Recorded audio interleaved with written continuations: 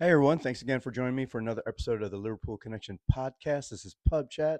I'm obviously not at the pub at BD Raleigh's. The game was yesterday, and we had a little ice storm in town, so didn't risk driving down to the pub and watch the match at home. And want to just give some quick thoughts as we head into the next Premier League match this weekend against Ipswich Town. So great 2-1 victory over Lille yesterday. People tend to forget that Lille had some good form coming into the game, unbeaten in 21 matches. So nothing to be take for granted.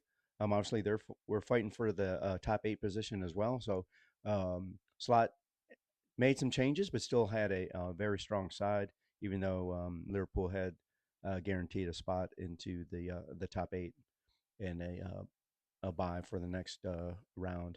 So, a new right side with Kwanzaa and Bradley coming in, and good on Kwanzaa to come in. First Champions League start. Obviously, he hasn't been favored by Slot.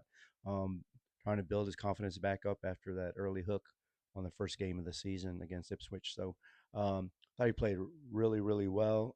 Made some great passes out of the back, did his job defensively, and any minutes that he can play will benefit the whole squad as Gomez is still a few weeks away, and also Kanate is still having a niggling injury, not 100% coming back. So to be able to have Kwanzaa provide valuable minutes to the club, especially with some of the fixtures that are coming up, will bode well for the rest of the season. So good on him for coming in there.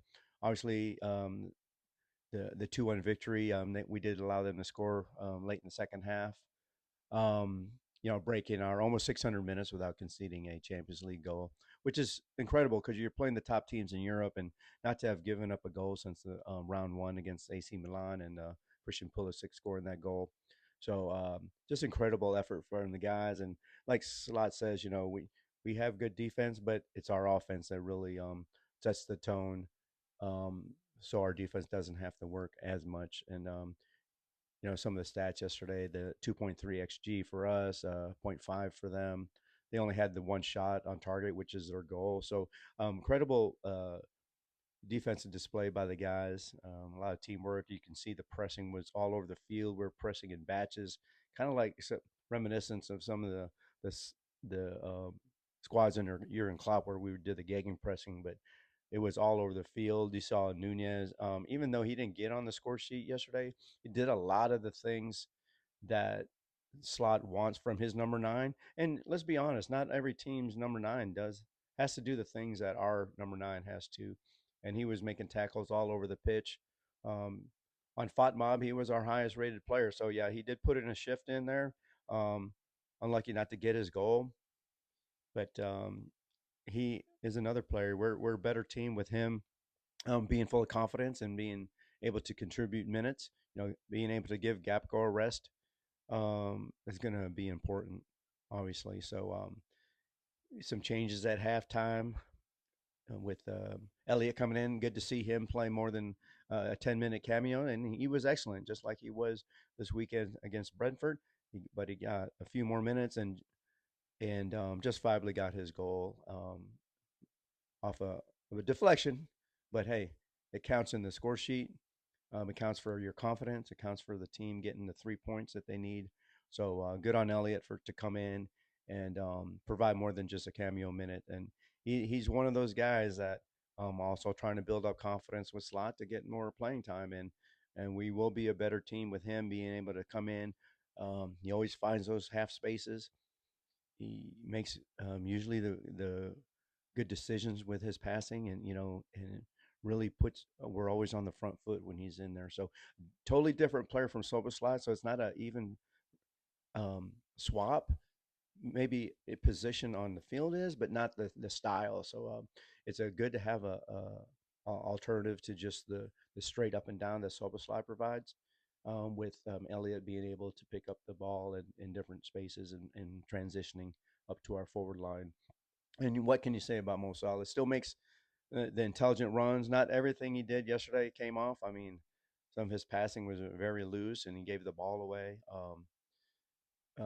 numerous times where you thought that an easier pass was on, or he made some shots that he normally would hit. But when it came time to get a goal, he finished it. And what a great pass from Curtis Jones to release him.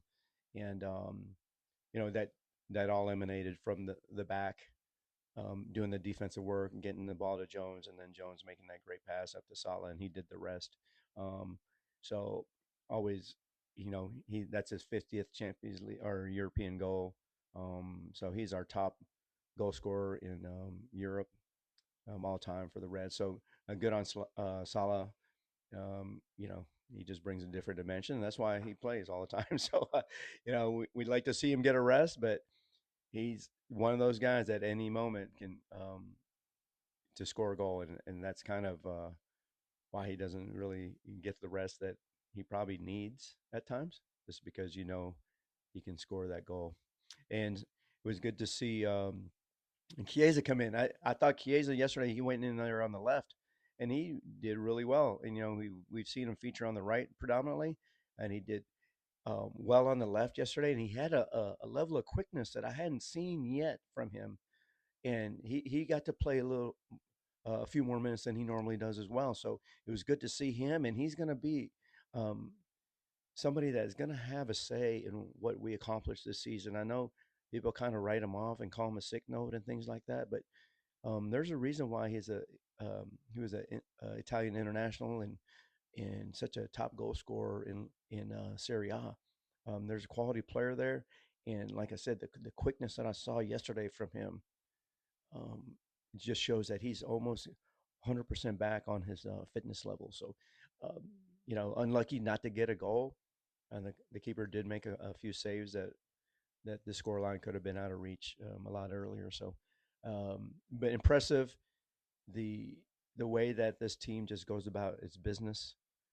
And if it wasn't for I don't want to say Barcelona being good, it was just Benfica being shite yesterday. We would already had wrapped up the number one seed overall. We still have one game to play against PSV, and it'll be interesting to see how Slot rotates um, the squad for the Ipswich game at home, and then the PSV. Obviously, we secure the top two. It just depends on how important he thinks of getting that top seed. So, hope you guys are enjoying the ride. I'm enjoying every moment of it. Seeing these, especially seeing the squad players. Bradley coming in yesterday, putting in a shift, and it was interesting that Slot subbed him off at 86, and I think it was more to just letting the crowd give Bradley an ovation, rather than getting Trent 4 minutes into a game that he didn't really need to play. So, good on Slot for recognizing that, and just good on the team, Simicas. He gave Robbo some rest, so that was good. And I think that's just going to be one of those positions, left back, that Slot's just going to swap every other game. So, hope to see you guys after the match on Saturday. Good luck. Up the Reds. Please subscribe, put on your notifications, like, comment on our page, and we'll get back to you. And hope you guys enjoy the rest of your weekend. Be safe. Up the Reds. Cheers.